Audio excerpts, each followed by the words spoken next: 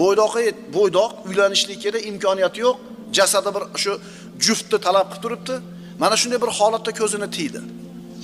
Avratlarni ochib yuradigan ayollardan. Alloh bu bandani amalini zoya qiladimi? Yo'q. Albatta mukofot beradi. Mukofot qanday bo'ladi?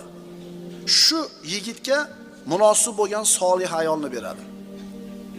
Bu shunaqa ayolki, qarasa bu ayolga ko'zi quvonadi. Yo'g'ida himoya qiladi. Buyursa itoat qiladi. O'zini haromdan tiyganligi uchun.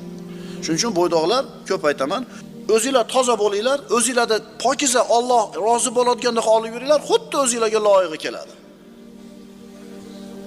Ma taraka abdun shay'an lillah illa awazahu Allohu khayran minhu fi dinihi va dunya.